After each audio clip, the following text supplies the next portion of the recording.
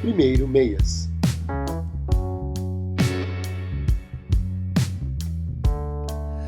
Tome seu café, Virgínia. Sua água, seu chá. Molhe sua garganta. Chocolatinho. É a melhor coisa do mundo. Chocolate com chá de camomila.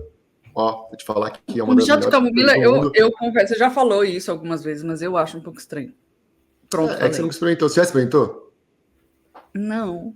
Então, pronto, cara. Sabe por quê? Todo mundo fala, muita gente se avisou isso. Não, como assim? Que estranho e tal. Eu falei, experimenta. Olha, no mínimo 3 pessoas vieram falar assim, cara, é legal. E assim, eu vou ser um pouco mais específico. Chocolate ao leite, tá? 70% de cacau vai dar ruim. 80% de cacau, 50% vai dar ruim. Chocolate ao leite. Porque eu gosto de usar, mas eu tô aqui com 70 Então, aí você não vai dar, então funciona. Como é que chama? Eu não sou sommelier de chá, mas isso não funciona. Mas tem que ser chocolate ao leite, tá? Daí já... Não, eu acho que a experiência é mais rica, né? Enfim. Tá. Bom, eu vou gritar para você, chefe, né? Então eu acabei de inventar um nome assim, eu sou um chamelier. Um chamelier, exato. Entendeu? Chamelier. É um sommelier de chá. Enfim, como sempre, quem tá no YouTube tá vendo uma cara nova, quem não tá ouvindo, até porque não dá para ver.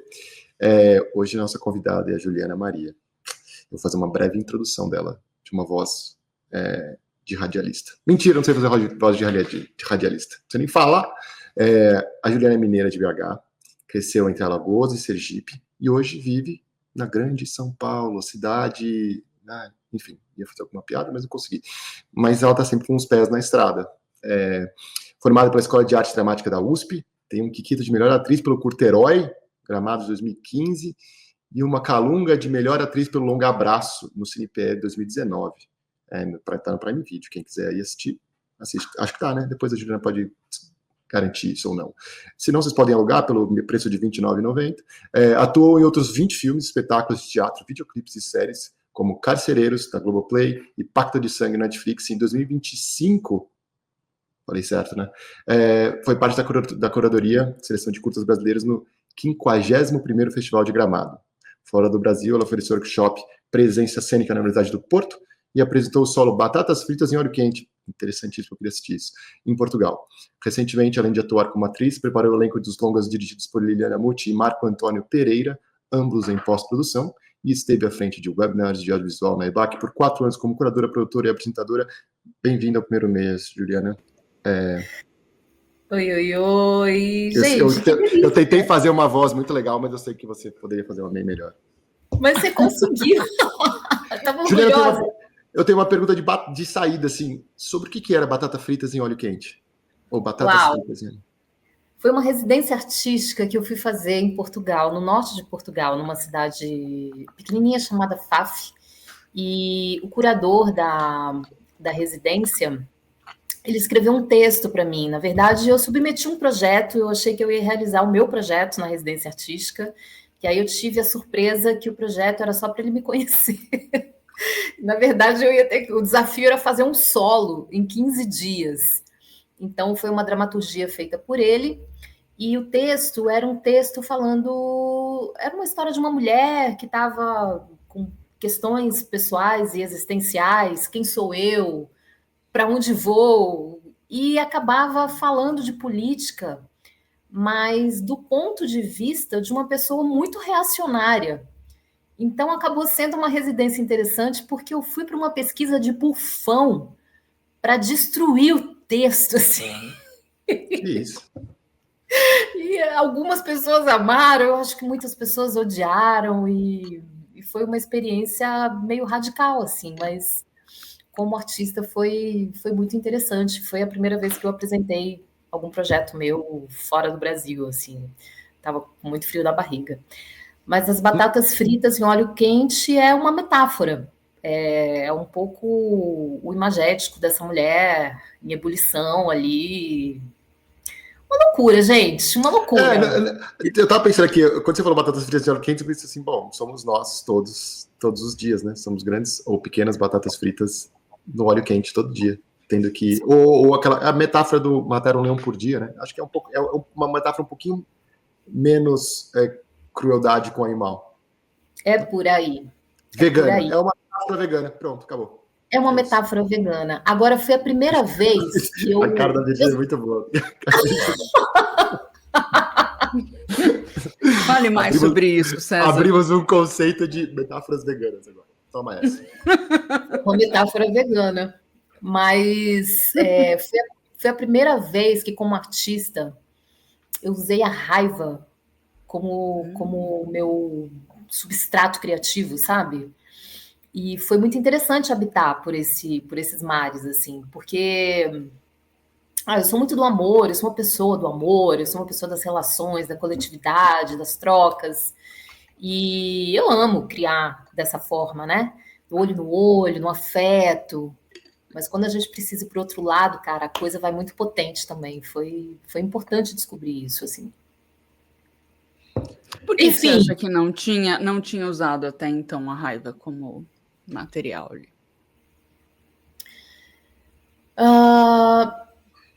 A gente acaba usando, Virgínia, porque os textos, muitas vezes, eles pedem isso, né? Você não está navegando em águas calmas todo o tempo. O conflito, ele é a razão de ser de qualquer dramaturgia, de qualquer roteiro.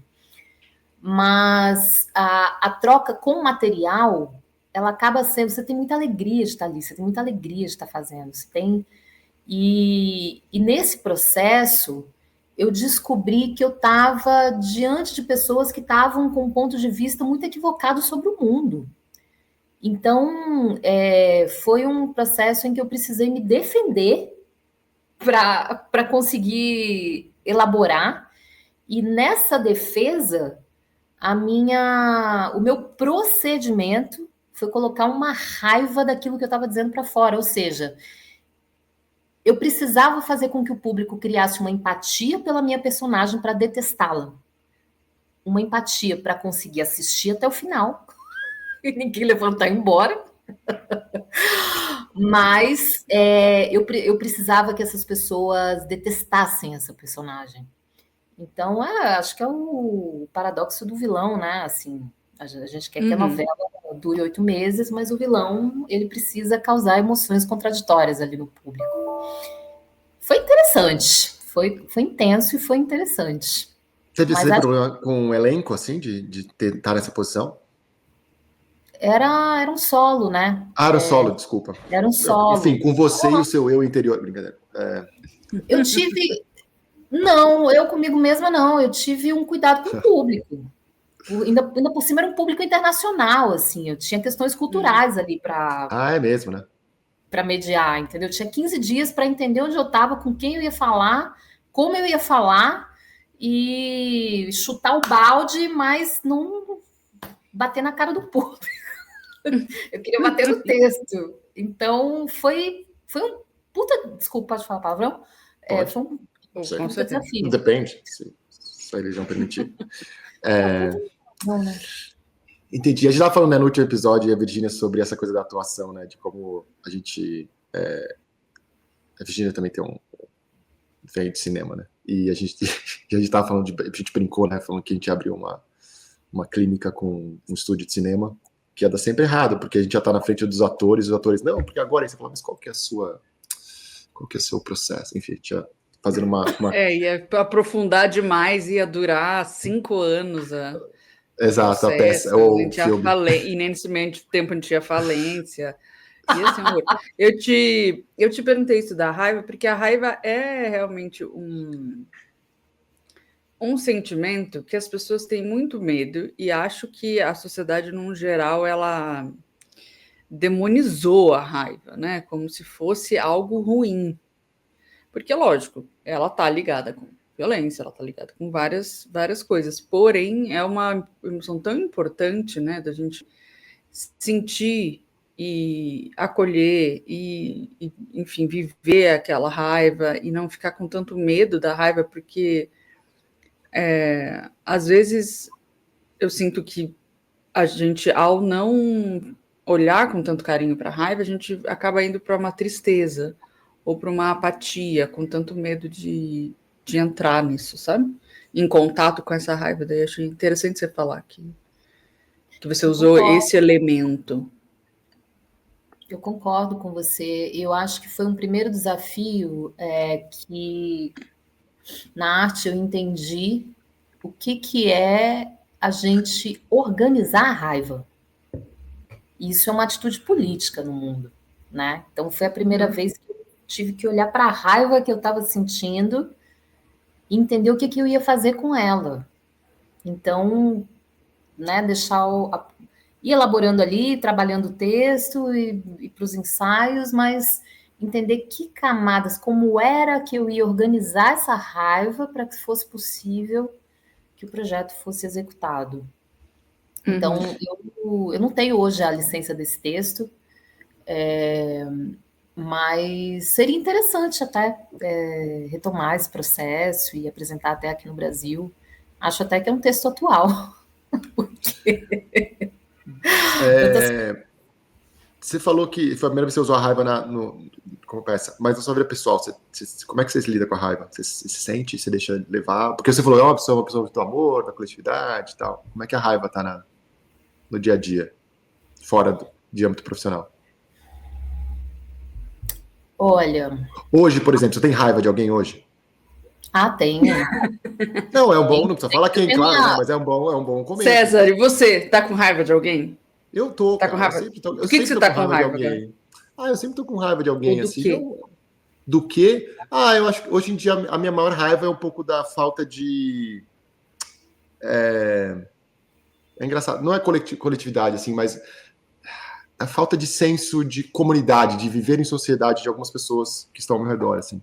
Eu fico um pouco com raiva disso. Falo, puxa, e não quero que ninguém seja igual a mim, claro, isso não é o ponto aqui, mas... E acho que a gente fala disso toda hora aqui no podcast, né? De como às vezes o mundo tá egoísta, assim, as pessoas estão olhando para elas mesmas e com muitas coisas acontecendo do lado, só que é tudo sobre mim. E isso me deixa um pouco com raiva, assim, do tipo, cara, né? A gente falou isso exatamente no episódio passado, retrasado, não lembro agora, sobre como a gente não é nada no final das contas, né? A gente é parte de uma grande massa. Pra gente somos únicos e perfeitos e gigantes, mas pro resto do mundo, a gente não é nada. Então, assim, é legal, eu acho legal ter esse... Quando eu tenho, quando outras pessoas têm, claro, esse cuidado com o outro, assim, esse cuidado de falar... Agora, um exemplo perfeito. Esse final de semana eu mandei uma mensagem pro... Oi, tudo bem? E ele me respondeu, César, tudo bem? Minha vida tá corrida, bababá, o que você quer? Eu não quero nada, só perguntei se tá tudo bem. Aí ele fez, nossa, quantas pessoas... Qual foi a última vez que alguém me ligou ou me mandou uma mensagem e perguntou se tá tudo bem? Só tudo bem. Eu falei, não quero nada, não queria nada, só queria perguntar, tá tudo bem? Se você respondesse sim, ia acabar ali a conversa. Lógico que gerou muito mais papo, mas é isso, assim, tipo, não, só... E fiz isso algumas vezes, né, a própria Juliana, eu tá aqui hoje porque eu também mandei uma mensagem, oi, tudo bem, como é que tá? Como é que estão as coisas? No caso dela tinha uma segunda intenção, mas a primeira intenção estava ali, né? Então eu fico um pouco, acho que a minha raiva vem um pouco disso, tipo, cara, é feio falar isso, mas eu vou falar só porque a gente tá nesse ambiente... seguro e que ninguém vai ouvir, né? Só nós três, né? Às vezes dá vontade de falar assim, é por pessoas como você que o mundo não vai pra frente. Sim, tem várias que eu tenho vontade de falar assim, a culpa é sua. Exato. Seja uma brincadeira, claro. Mas é isso, sabe? Então a minha raiva, acho que hoje em dia veio um pouco dessa, assim, veio um pouco do...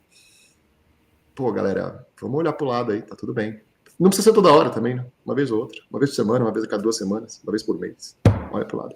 Viver em sociedade, né? Tem raiva de gente folgada. É difícil. Eu tenho raiva de gente. Eu lembro quando eu comprei acho que a Juliana travou. Juliana voltou. Não, raiva de gente folgada, de gente simulada, e faço coro. E aí já não é nem raiva, já passou da raiva daquele nosso ex-presidente que fez o que fez aqui, a gente está contando no relógio, né? Cadê, gente? Cadê? A champanhe vai estourar. Vai estourar, já tá virando geladinho, raspadinha. Mas fala, Virgínia, quero te ouvir. Eu ia falar que uma vez eu fui para Disney e eu comprei uma tristeza, divertidamente, e daí, beleza, né? Porque eu tenho uma coisa com a tristeza, acho muito bonita. E daí, beleza. Daí, depois de um tempo, nossa, cara, eu tenho que comprar uma raiva. Porque é tão... Às vezes me motiva e às vezes, sabe, me impulsiona para frente a raiva, não fica só... não sei o que, daí eu comprei uma raiva. É isso, eu tenho a tristeza e a raiva, só. Entendeu? O resto não tem. E eu gosto muito que a raiva, tem uma gravatinha, né, com uma camisa. É uma pessoa que trabalha claramente num cubículo, né? Que tem uma raiva. Exato. E o que isso diz sobre a gente, né? Às vezes a gente tá nesse lugar. Né? Várias vezes a gente fala assim, você gosta do seu trabalho? Gosta do que você faz? Não, odeio. Então porque você tá lá fazendo. Enfim. Mas eu acho engraçado a raiva de ser essa pessoa que é uma engravatadinha, assim. E a raiva é uma coisa que é isso, tá obviamente ligada com algo que a gente se importa, né? Que nos afeta diretamente, né? Tipo, nunca tenho raiva de alguma coisa que, tipo, nem tanto faz para mim, né? Que a gente, quando vai pro lugar da indiferença, é bem diferente da raiva, né? E a raiva é isso, né? Da vontade de fazer coisas para tentar lidar com ela. Tem gente que lida de uma forma horrorosa, né? E inclusive daí quer que o outro sinta raiva, só porque eu tô sentindo raiva, o outro tem que sentir também. Então, interessante. Tô pensando que tenho sentido muita raiva, acho que por causa do momento que eu tô vivendo, assim, de pessoas me cobrando. É isso que me tá me dando raiva hoje em dia. Tipo, eu não quero ser cobrada de nada. Inclusive, Virgínia, você vai entregar quando aquele texto que eu te pedi? Tomar no cu. Não, mas é verdade. Não, e é muito louco isso de ter raiva de quando você é cobrado, porque, e é um pouco dessa coisa ligando com o que eu falei de viver em sociedade e tal, que as pessoas não sabem o que acontece na sua vida, né? Então, às vezes elas te cobram por coisas que você fala assim, cara, você nem sabe se eu consigo entregar, você nem sabe quanto. Às vezes o que eu tô entregando para você é o meu máximo do máximo do máximo do máximo. E se para você não tá o bastante, a gente entende, claro, mas, né, vamos olhar para outro lado também, botar o sapatinho do outro, assim, sabe? Só para dar por um pouquinho, só para sentir um pouco. Eu acho que é um pouco dessa. Tem cobranças e cobranças, né? Tem tipo a pessoa vir falar, sei lá, né? Estou com saudades, alguma coisa do tipo, assim. Ou tem cobranças que daí é a pessoa não te enxergando, né? É óbvio que uma coisa é cobrança de trabalho, sabe? Isso é uma coisa, mas alguma coisa tipo, de não. Acho que ser enxergada me dá raiva também. E eu acho que isso tem um recorte de gênero, talvez, também, né, Virgínia? Porque a gente muitas vezes é desacreditada, né? Parece que é esse lugar que a gente tem que estar muito atenta, assim, a gente que é mulher, de ter que estar se provando todo o tempo, né?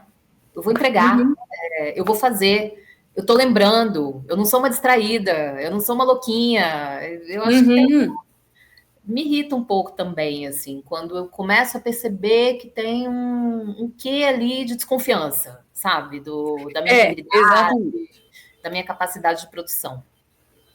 Exatamente. Acho que quando vem junto com uma pequena desconfiança, você ficou, gente, vontade de bater na pessoa.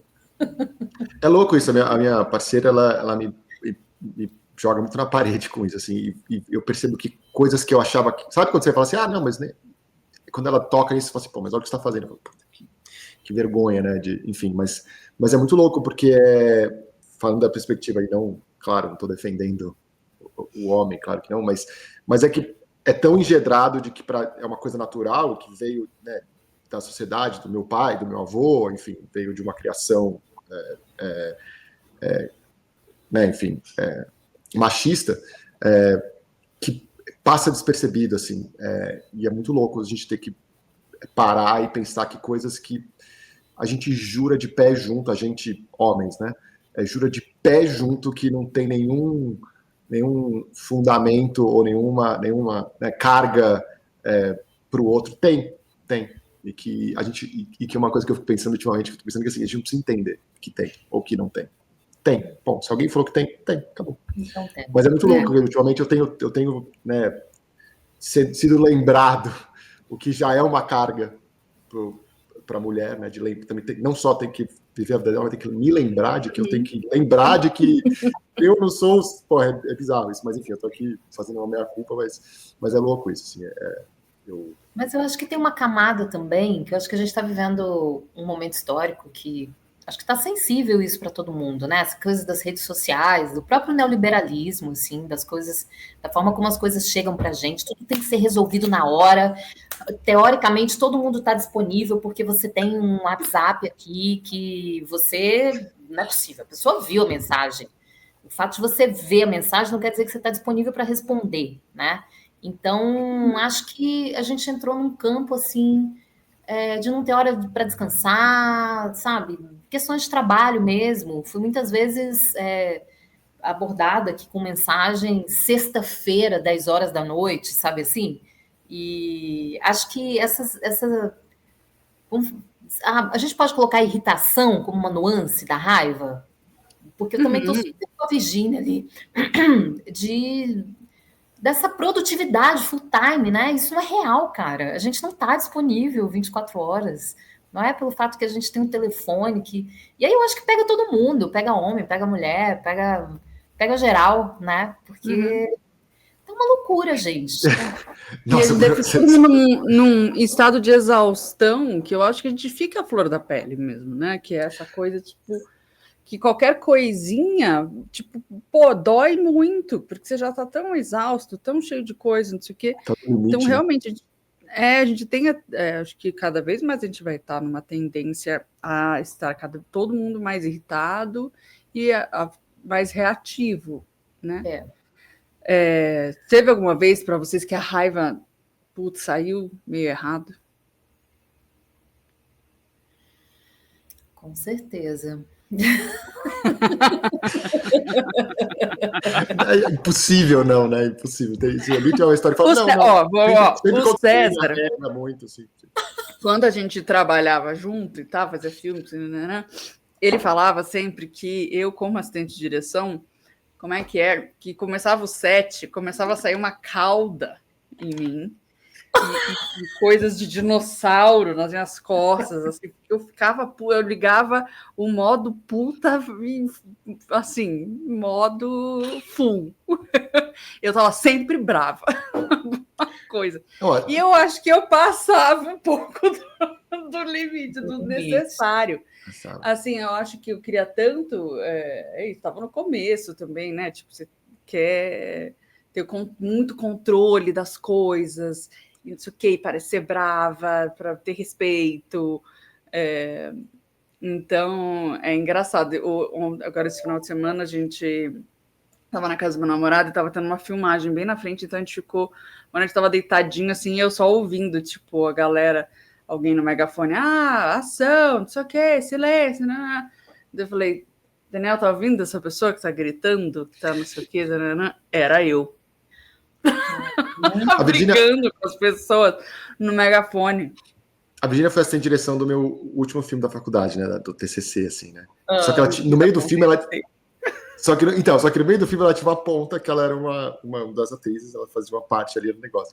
Eu acho que foi a parte mais legal pra mim do filme, assim, quando ela tava focada na atuação, que era uma atuação, né, enfim, mas tava lá e eu falei, quando ela fez lá, graças a Deus. Porque às vezes ela fazia umas perguntas que eu não sabia, eu não sei nem responder, só que quanto mais você me pergunta, mais eu não sei, mais eu sei que eu não sei, mais, e a vida, enfim, é difícil. E eram umas perguntas do tipo assim, e aí? Não, e aí? Não, o que você vai fazer agora? Não sei, qual que é a próxima cena? Essa daqui, mas aqui não vai dar pra você fazer essa aqui, mas eu não sei, mas não tem. Gente, mas o set é um lugar muito precioso, né? Pra gente ter que olhar para todos os sentimentos intensos, respirar 30 mil vezes e essas funções aí, direção e assistente de direção, é uma loucura. Mas daí eu comecei a perceber que eu não era chamada para almoçar junto com as pessoas. Não sentava na mesa do lado. Ninguém queria. Não quero almoçar com a pessoa que acabou de.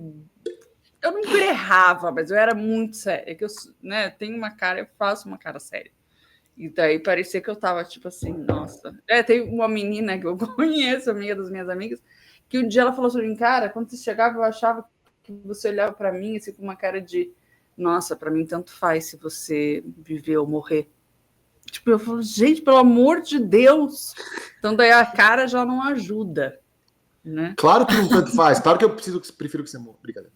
Claro. Lógico que eu prefiro que você morra. Eu quero voltar 2 casas aqui, só para... Eu tô numa das minhas aulas essas semanas, assim, um dos professores, ou a professora, não vou lembrar agora, comentou de um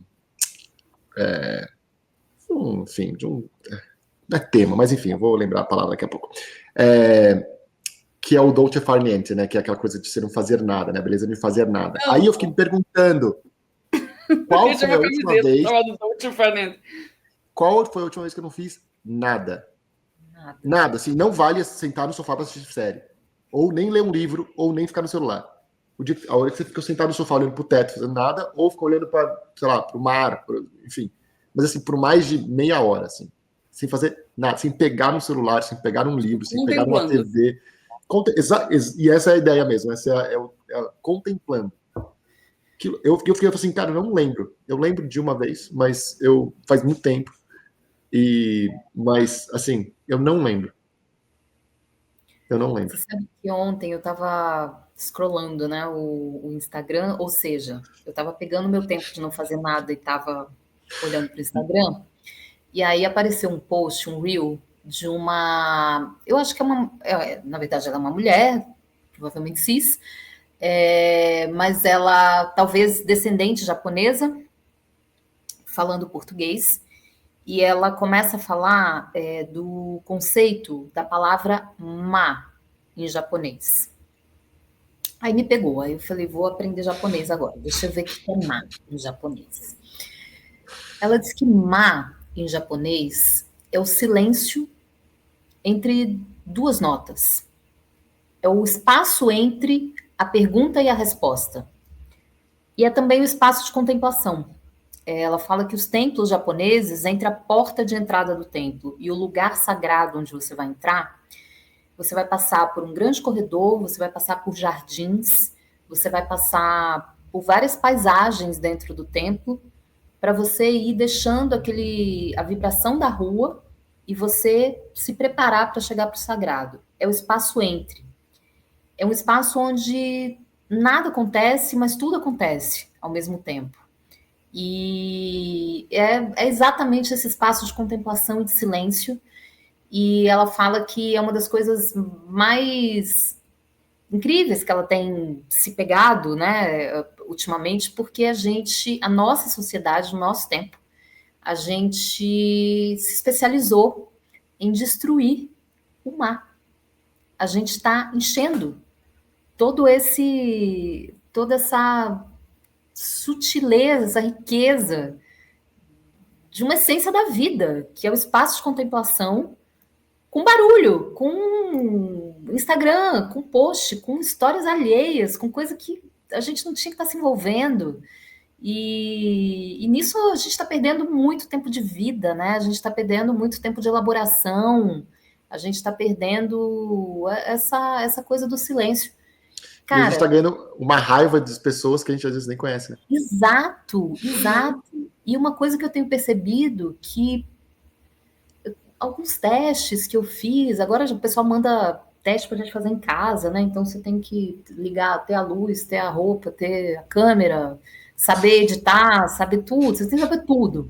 Você tem que ser um filmmaker, para você ser atriz hoje, para você fazer qualquer coisa.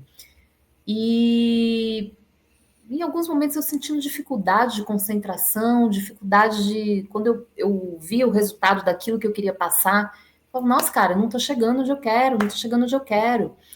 E eu comecei a perceber que esse barulho ele tem me atrapalhado muito. Então, ontem, vendo esse post, esse reel dessa mulher, eu fiquei pensando nisso, assim, como um show de um amigo, um super músico de jazz, lá de Aracaju, Saulinho Ferreira, assistindo o show dele.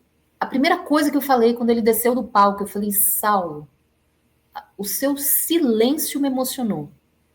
Porque é um artista com uma capacidade de silêncio que aí quando ele toca, e aí quando ele volta para o silêncio, e aí quando ele toca, a música, uou, explode, assim, explode dentro de você, explode em todo mundo, na plateia inteira, naquela... E nossa, eu pensei mil coisas ontem enquanto eu assistia esse reel, desliguei o celular, fui pro quarto, ontem eu fui pro quarto, e fiquei parada, assim, olhando para minha janela, sentada na minha cama, e me dando um pouco esse tempo, que é curioso se falar nisso, César, porque está sendo uma divagação minha, assim, nos últimos tempos, e é muito sério isso. Eu não sei se foi o Miles Davis que falou, mas ele tem uma frase, acho que foi o Miles, que falou que a música é o espaço entre duas notas, assim. Que é isso, é o silêncio. É onde não precisa ter nada, e é essa beleza, né? Enfim, essa é um pouco do que você falou, assim. E é muito louco, porque esse silêncio, e eu de novo, errei aqui, mas esse silêncio, também existe uma conversa, né?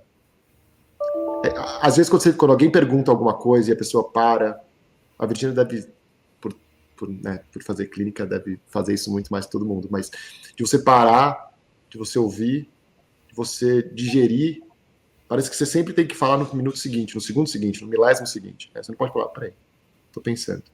Né? E quantas vezes isso acontece para mim, toda semana, há falhas na comunicação, porque as pessoas não ouvem.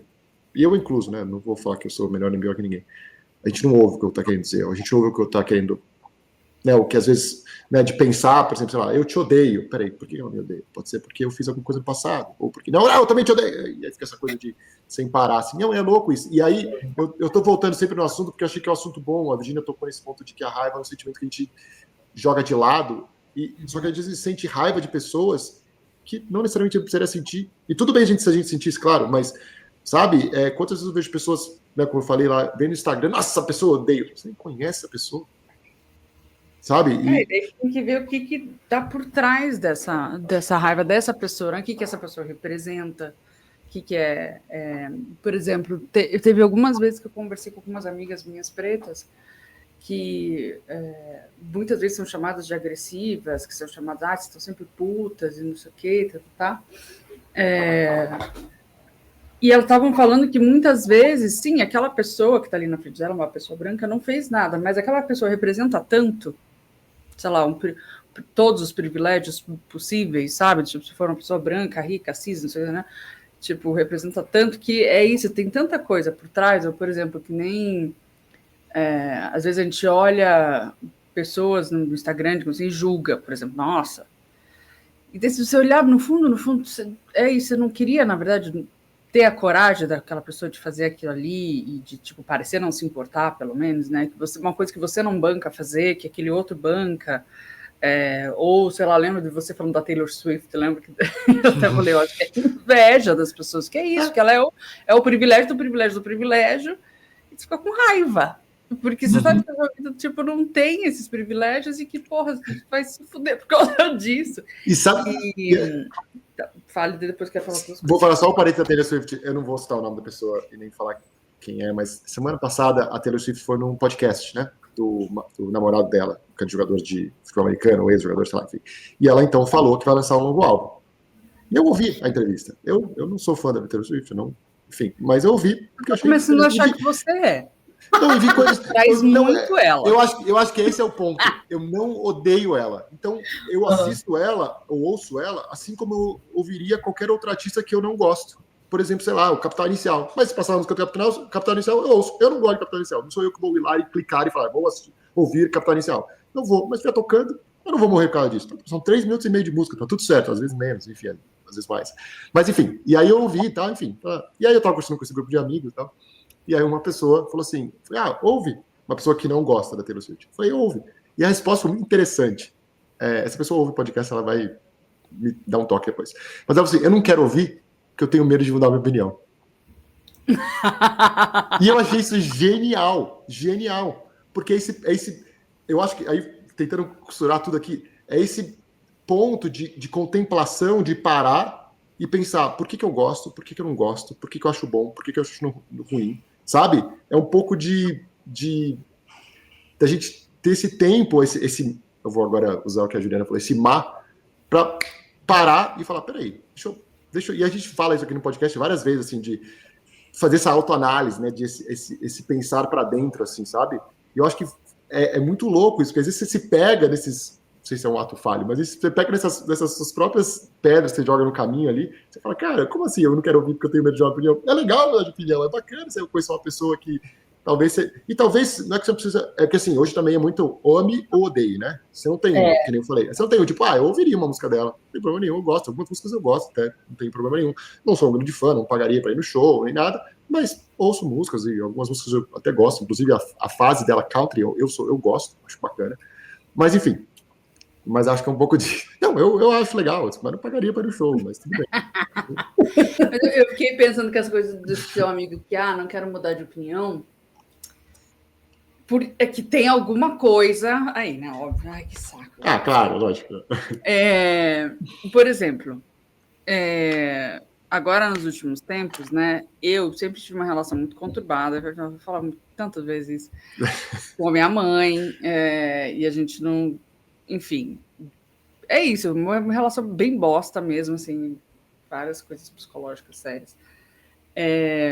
E eu já era afastada dela, né? E tava assim, em vias de não falar mais com ela. Tipo, romper mesmo. E eu sabia que isso ia fazer bem pra mim, porque sempre que a gente tinha contato me fazia muito mal. Só que daí a vida fez riu na minha cara. E ela tá com Alzheimer, eu sou filha única, e daí eu tive que começar a cuidar dela. E daí eu lembro que eu fui com a minha prima para Curitiba, tipo, no ano passado, assim, várias vezes, né, para organizar um monte de coisa. E daí a minha prima começou a me dar umas broncas, porque eu tava tratando mal minha mãe. Que eu ficava, tipo, eu ficava irritada, eu ficava, não sei o que, eu ficava puta, tipo, não sei o que, né? E daí teve uma hora que ela me deu uma cutucada que eu virei, com, assim, um olhar, aquele olhar a Clarissa, tipo, não faça isso. Depois a gente vai conversar. E daí eu expliquei para ela que a única coisa que tinha me sobrado era poder sentir raiva ali, nessa situação.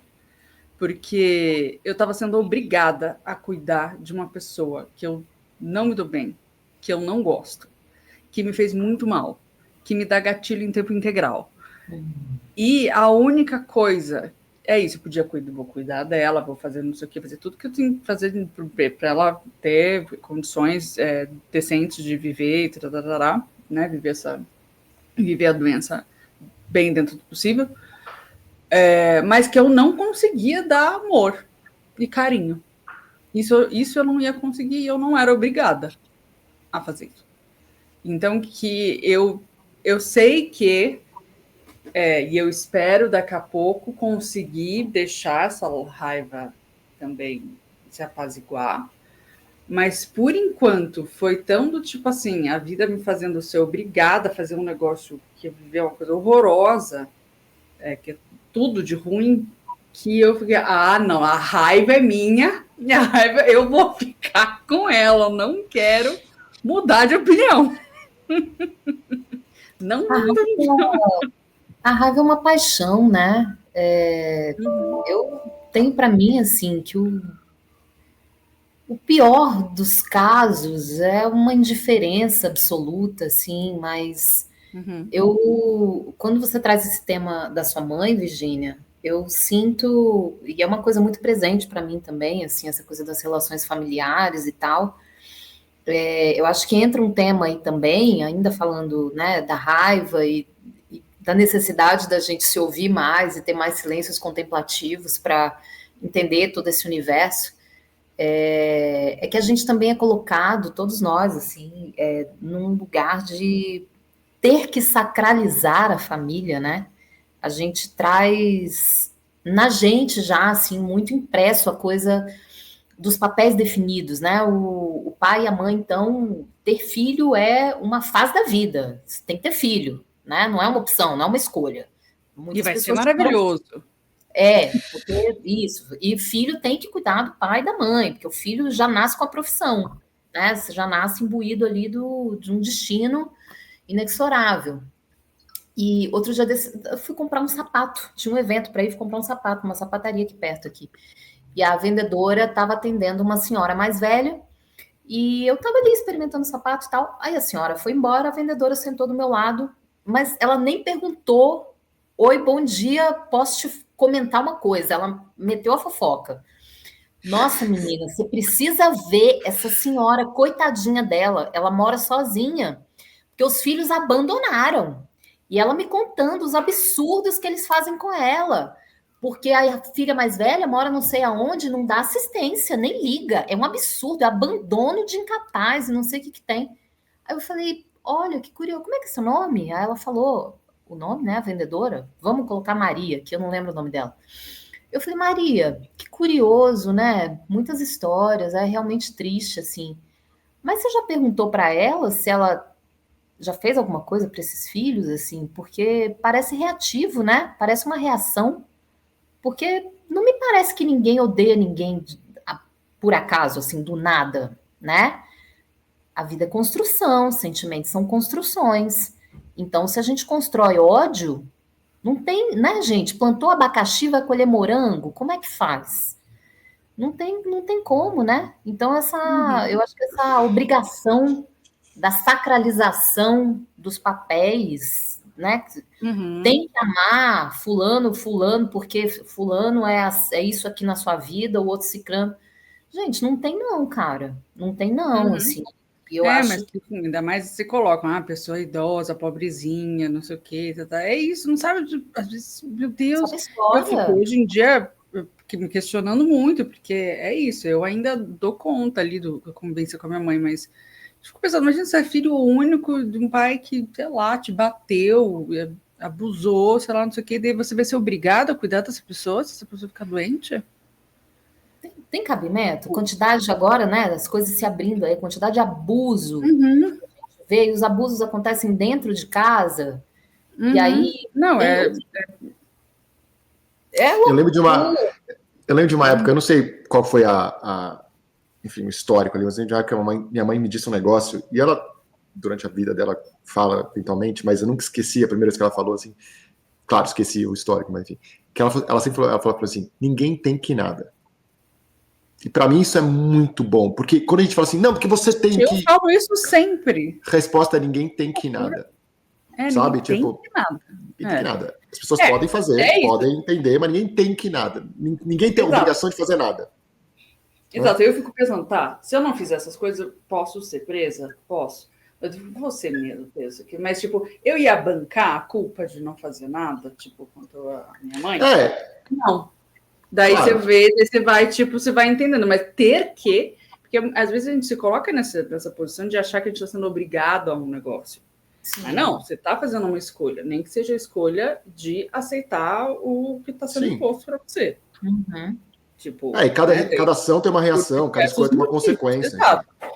Exato, e por diversos motivos, assim, porque senão a gente também fica num lugar muito de, coitado de mim que o universo está fazendo isso comigo, eu pobrezinho, também não é bem por aí. E eu ia falar duas coisas, que primeiro que na clínica uma das coisas mais difíceis de fazer é sustentar o silêncio na sessão. Nossa, é muito difícil, porque daí a pessoa fica com um olharzinho assim, ainda mais eu que ainda, né, não tô, ninguém que eu atendo vai pro divã. É uma tristeza, mesmo tendo o divã disponível, ninguém tem. Tipo... daí a pessoa fica, tipo, olhando para você, do tipo, responda alguma coisa, daí eu respiro, tipo, Virginia, você vai sustentar o silêncio. E fico assim, e daí fica uma situação confortável, é importante. Você tem que pôr um cronômetro atrás da pessoa, vai dizer 3 segundos, 2 segundos. Exatamente. A partir daqui eu não aguento mais. Porque, gente, será que um dia eu aguento? Tipo, uma sessão inteira em silêncio? Bom, se a pessoa quiser muito. E a outra coisa que eu ia falar que é interessante, que eu vou usar muito essa coisa do porque daqui 2 semanas eu vou participar de um negócio que a gente vai falar sobre aquele filme Dias Perfeitos, que é do Wim Wenders, que é incrível, que é exatamente sobre contemplação. É exatamente sobre você ser feliz em umas coisas muito pequenas. Foi um filme que eu escolhi falar sobre esse filme no dia, porque me marcou tanto. Eu assisti 2 vezes, eu chorei horrores. Acho que exatamente porque ele tá ali vivendo uma vida tão sem grandes ambições. Eu me sinto uma escrava das minhas próprias ambições, às vezes. Sabe uma coisa puxando esse seu fio, nesse sentido de ambição, aqui no Canadá é muito normal você ver pessoas que há 30 anos trabalham como garçom ou garçonete. É a carreira deles. E tá tudo bem. E no Brasil, isso é impensável. Para uma certa classe social, tá? Eu vou pontuar assim. Se algum de nós aqui, nessa idade hoje, fala assim, não, faz 30 anos ou 20 anos, sei lá, que eu trabalho, que eu sou garçom, ali no restaurante na esquina. Eu duvido alguém ia falar assim, que legal, bacana, pô, parabéns, hein? Alguém fala assim, não, mas qual que é o que você se formou, qual que é o seu, né? Bom, a Juliana deve ouvir como atriz, né? O que deu errado, né? A Juliana deve ouvir, né? Quantas vezes você ouviu assim, você é atriz, o que mais você faz? Qual que é o seu trabalho? Mas trabalha com o quê? Trabalha com o quê? Exato. É muito louco isso. E eu acho que essa ambição é uma coisa que aos poucos tem muitas coisas ruins de morar fora, claro. Mas acho que isso é uma coisa que eu aos poucos venho aprendendo. A ambição é nossa e de mais ninguém. E a ambição não necessariamente tem a ver com trabalho, tem a ver com dinheiro, tem a ver com status. Às vezes, por exemplo, um mês e pouco atrás, eu me mudei para uma outra cidade. Claro, primariamente, por causa da minha parceira, que mora aqui, mas porque eu queria ter uma vida mais tranquila.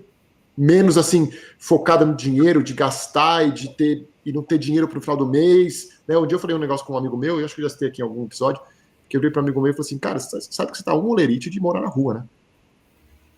E ele olhou para mim e falou assim, cara, nunca me dei conta. Eu falei, pois é, tá um olerite de morar na rua. Né? Quantas pessoas não vivem no olerite do leite aqui, ó? Pá, mês que eu tenho que pagar as contas, eu tenho que receber, se eu não receber, fudeu. Né? Então, assim, e aqui também tem outra coisa, né? Você não recebe nas férias, quer dizer, alguns lugares sim, mas tem uma opção de pagamento de férias onde você recebe um percentual a mais todo mês. E aí, quando você tira férias, você não recebe nada. Quem guarda esse percentual? Então, quando você tira férias, então o que é? É quase é uma maneira quase forçada de você não tirar férias, né? Porque senão é obrigado. Porque você já foi pago. Então, enfim, é louco, assim, essa coisa de... Eu até perdi o fio da meada onde eu estava levando, porque eu citei tanta coisa. Mas, da ambição. Da ambição. Mas é isso. Eu acho que é legal essa coisa, assim, porque não tem demérito nenhum em ser um garçom, em ser um valet, em ser um bartender, enfim, tá tudo certo. São profissões tão necessárias quanto, sei lá, um produtor, uma psicanalista, uma atriz. O que você está querendo... Talvez até mais, né? Exato, o que eu tô querendo provar com essa ambição, né? Tipo, quão merda eu me sinto a ponto de, tipo, nossa, se eu não chegar em tal ponto, não vale nada. Tipo, essa é a sensação que eu tenho tentado. Eu acho que é por isso que eu me emocionei tanto com o filme, porque eu acho que é uma coisa que eu venho cada vez mais tentando baixar em mim. Meu Deus do céu, a pessoa já quis, assim, ser muita coisa. Mas é engraçado porque isso também, né? A Virgínia é bem parecida comigo nesse ponto, assim. Eu acho que, Juliana, você tem um lado assim também de a gente ser curioso, de fazer mil coisas, né? Total. Por muitos anos eu era o desfocado, o TDAH, o cara que não sabia o que queria. Não, eu sei o que eu quero aprender um monte de coisa. Eu não quero a excelência em nada. Um dia uma amiga minha falou assim, não, você faz tanta coisa, mas você não é bom em nada. Exato. Esse é o meu ponto. Eu quero fazer que ela falou isso. Não, mas tudo bem. Ela virou para você e falou, mas você não é bom em nada? Não nessa tipo, não nessas palavras, tipo, nossa, faz tanta coisa, você... Exato, vem cá, deixa a gente falar uma coisa. Se a gente dar um abraço aqui, amigo, é outra coisa. Mas eu vou te falar uma coisa que isso, assim, hoje em dia, zero me afeta, porque eu tive essa consciência de que eu não preciso ser bom. E o que é ser bom, né? Eu posso entrar no outro layer, aqui, numa outra camada. O que é ser bom? Sabe, para mim, por exemplo, eu fiz bordado. Comecei um bordado 2 anos atrás. Eu dei de presente de Natal um bordadinho para um casal de amigos. Porra, tá perfeito? Eu não sei, mas pô, legal pra caramba. Eu gastei 6 horas da minha vida fazendo um presentinho à mão. No trabalho também teve um amigo secreto do trabalho. E aí todo mundo deu... sei lá, deu chocolate, deu cerveja, blá, blá, e eu fiz um bordadinho, assim, do filme favorito da menina que eu tirei lá, pô, legal pra cá. A mulher falou assim, que isso? Eu falei, sei lá, eu fiz lá em casa. Pô, você que fez, pô, que legal. Sabe, enfim, eu acho que não tem que ser bom, até porque o que é ser bom, né? Então, depois de muito tempo, talvez muita análise, talvez acho que a experiência de vida também, me fez entender que eu gosto de fazer as coisas porque eu gosto. E não precisa ser bom, ser ruim, sabe? Enfim. E às vezes tem várias pessoas que falam, né? Mas você, sei lá, você é músico. Nossa, você toca pra caralho, porque eu sou um merda. Não, eu sei lá, eu toco o que eu quero tocar. Se eu toco bem ou se eu toco mal, interessa, sabe? O que eu gosto da vida é essa vivência, é legal. E quando você se abraça nisso, como quando a pessoa se abraça numa carreira de garçom, escolhida, claro, porque eu acho que tem carreiras ali que são necessárias, não escolhidas, enfim, tem que ser uma coisa de escolha, acho que ajuda, Mas tá tudo bem também, cara. Você trabalha numa loja de sapato, fazendo fofoca para as clientes, porra, se a pessoa tá feliz, tá tudo certo. Eu achei muito legal. Enfim, talvez seria eu num outro espaço-tempo. Eu seria o grande fofoqueiro da galera.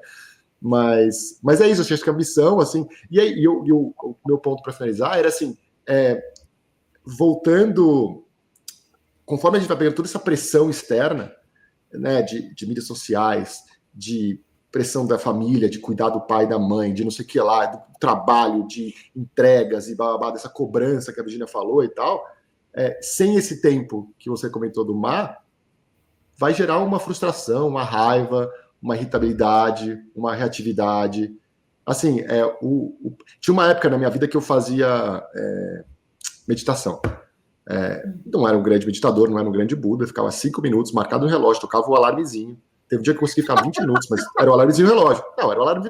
Não tem jeito, também não vou falar que eu sou o ser. Meditando, né, assim, né? Com o olho no relógio, assim, para ver se já. Exato, fechado, então, aberto, eu botava, como é que fala, timer lá, né? Dava 20 minutos, eu levantava.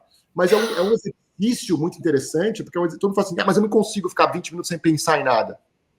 Mas não é para você não pensar em nada. É para você pensar em tudo. E, ao mesmo tempo, você soltando esses pensamentos. E uma das técnicas, né, eu brinquei do relógio da Virginia, uma das técnicas é você contar até 10, depois de 10 para 0. Depois de 0 para 10. Você não pode ficar contando para sempre, porque senão você perde. E aí, cada vez, isso são técnicas que me ensinaram, né? Cada vez que você perde a contagem, fala, putz, agora é 5, é 4. Você volta. 0. 1. E às vezes, esse espaço, esse mar entre o 0 e o 1, e o 1 e o 2, as pessoas se perdem. Então, às vezes, as pessoas vão fazer 0, e 1, e 2. E assim vai, conforme você vai se acertando. Mas era uma época que é um processo, uma época não, é um processo interessante, assim, porque é um processo que te faz estar com você mesmo ali, forçadamente. É horrível. Não vou dizer que se fosse ótimo, maravilhoso, eu estaria fazendo até agora. Mas é interessante. Às vezes me dá saudade, mas enfim. Mas é um processo interessante, é um processo que você tem esse contato com você mesmo, assim, que dá um pouco desse seu espaço. Tipo, gente, hoje em dia eu troquei um pouco da meditação pela corrida. Desligo o celular, põe a música, corro, acabou, eu brinco, eu corro dos meus problemas, mas é isso, mas é uma meditação para mim. E existem meditações, né, andando, meditação correndo, enfim. Dançando. Exato, e é isso, é o momento onde você tá ali, presente, 100%, assim. Presença plena. Tem essa coisa de ter o pé na estrada, gente, eu vivi muitos anos numa cidade pequenininha chamada Piranhas, no sertão de Alagoas, que é uma cidade nas margens do Rio São Francisco, um lugar super bonito, assim. E é um pouco meu altar, sabe? É para onde eu volto, assim, sempre. E tem até um umbuzeiro, que é um pé da fruta, né? Um umbu, que fica em cima dessa montanha, como se ele estivesse guardando o rio, aí meus devaneios poéticos. E eu sempre faço uma trilha até esse umbuzeiro e fico sentada ali embaixo contemplando o rio. Acho que eu tenho meus momentos de contemplação ainda, eles estão ficando mais raros, mas sempre que eu vou para esse lugar, eu me abasteço, mas ainda me surpreendo com as pessoas que vivem lá, com essa coisa do garçom, por exemplo, né? Tem pessoas ali que são agricultores por toda uma vida, é a senhora que faz a merenda na escola, e são pessoas com quem eu sento, vou fazer minha caminhada à tarde, e elas estão sentadas ali fazendo um tricô, ralando um coco, e é um lugar onde você pode se sentar do lado dessa pessoa e conversar com ela, e ela vai te contar um pouco sobre a vida dela, e a gente volta para esse lugar, né? E eu tenho estado, eu não sei se eu tenho estado ou se eu tenho tentado estar, mas tá aí na mira. Ficar muito atenta sobre esse estado que a gente mesmo se coloca.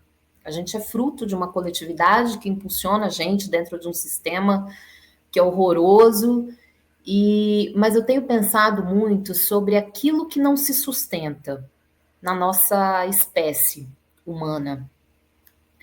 E a gente está num momento, eu acho, muito crucial nesse sentido, assim, porque muita coisa do que a gente tem convivido, eu acho que tem nos esgotado, é um se liga, sabe? De que é um jeito, um modo de viver que não se sustenta. E aí eu estou falando de redes sociais, eu estou falando do ter que, Eu sou atriz, eu tenho que fazer um curso, eu tenho que estar fazendo teste, eu tenho que ter um agente, eu tenho que estar na Netflix, eu tenho que estar na Globo, eu tenho que... Porque as pessoas estão, mas, cara, eu tô aqui fazendo meu cinema independente, eu tô trabalhando com as pessoas que eu quero. Entre o lá e o aqui, pô, olha aqui, cara, o que você tá construindo, que coisa bonita, que parcerias bonitas que você tá fazendo. Eu acho que a gente está se alimentando de um jeito que não se sustenta, porque não dá tempo, né? Você abre a geladeira, é um monte de comida ultraprocessada que está ferrando o seu fígado, vai te deixar diabético daqui a pouco. Se não está ainda, daqui a pouco vai estar. É uma síndrome, é uma epidemia na humanidade. Então, essa coisa, gente, da gente hoje encontrar nas redes sociais é muito bom, mas é ambíguo. A gente hoje encontra nas redes sociais amigos de infância, se pá de berçário. Olha que maravilhoso. Em que momento da humanidade, a minha mãe perdeu todos os amigos dela de infância, porque ela mudou da cidade e nunca mais encontrou. É muito bom. Mas como é que você mantém 1000 amizades? Eu olho lá, abro o meu Instagram, isso é um estresse. Eu abro o meu Instagram e eu tenho 8.000 seguidores, amigos, pessoas... Mas não é real. Eu não mantenho um diálogo com essas pessoas. E eu não posso me cobrar manter uma amizade com a minha amiga de 11 anos de idade, porque essa pessoa pensa outra coisa da vida hoje. A gente se sentar para tomar um chopp, a gente não vai ter 5 minutos de papo. Toma meio. A gente vai brigar, talvez. E era melhor ter deixado lá, sem brigar. Terminou bonito, terminou aqui em cima. Então, eu tenho pensado muito nisso, assim, o que é a ilusão do que a gente está vivendo hoje? Tem muita ilusão, né? A ilusão da praticidade, a ilusão de estar 24 horas por dia disponível para responder uma mensagem de WhatsApp, e aí a pessoa me cobra que eu não respondi. Eu não vou responder, amor, porque não é real. Não é real. E eu não sei, assim, tem uma professora de corpo que é a Ana Kfouri, ela é do Rio de Janeiro. A gente não tem uma proximidade, eu tive uma aula com essa mulher quando eu comecei a ser atriz, lá em 1995. E eu acho que foi a primeira vez que eu encontrei o sagrado. Não sei se eu toquei Deus, não sei o que foi, mas foi um sagrado. Eu fiz um exercício de respiração, e foi incrível, entrei numa epifania, e aí chegou no final da aula, ela terminou com essa frase. O mais esplêndido da vida é a gente entender que a gente pode ser grande do nosso tamanho. Então, eu estou muito nessa toada, assim, eu não quero ser do tamanho de ninguém. Eu quero encontrar o que é o meu tamanho, para eu habitar esse tamanho com a maior plenitude que eu puder. Mas se for sendo garçom por 30 anos, vai ser isso, cara. Eu não quero me sentir menor do que ninguém por causa disso, sabe? Se for, sei lá, morando em Piranhas novamente, se for, sei lá. Mas é um pouco a minha busca, assim, porque tá meio over, né? Tá meio over. A galera tá pensando em botar botox, mas o botox, cara, às vezes é uma plenitude, assim, é um estado de paz interno, assim, que a gente precisa se dar de presente, assim, e viva o mar. E o mar. Isso, meu Deus, fiquei emocionada. Então. Eu quero ser grande do meu tamanho. Pois é. Eu não tenho nem o que falar mais depois dessa. Pois é isso, então. Acho que a gente fica com essa porque, Juliana, muito obrigado. Foi incrível, eu não tenho nem... Obrigada a vocês, gente. Eu vou pro ensaio agora, eu vou voando. Mas, enfim, não, obrigado mesmo. Obrigado pelas palavras, por dividir com a gente isso e essa última fala incrível que acho que, assim, eu tô só encerrando aqui porque eu tô pensando, minha cabeça tá a mil agora, assim, muitas coisas mas me emocionou. Pois obrigado. Agora, exato, eu tenho que ir pro meu cantinho do pensamento agora. Botar o chapeuzinho da... Eu que quero agradecer muito o espaço, parabéns pelo projeto, parabéns, eu quero ouvir depois e quero ouvir mais outros. Ouça, e é sempre assim, né? O papo aqui, o que a gente abre é exatamente esse. Nunca tem um tema, o tema vai ser criado momento. E é assim que é uma conversa, né? É uma conversa, a gente não chega para conversar com alguém já com o tema e como vai. A gente gosta de sentar e entender onde a pessoa está no momento que ela abre essa câmera, ou que ela abre esse papo e está com a gente aqui. Então, obrigado pelo seu tempo. Obrigada a vocês, foi muito gostoso. Ótimo, muito obrigada, Juliana. Virginia, até semana que vem. Hasta. Até.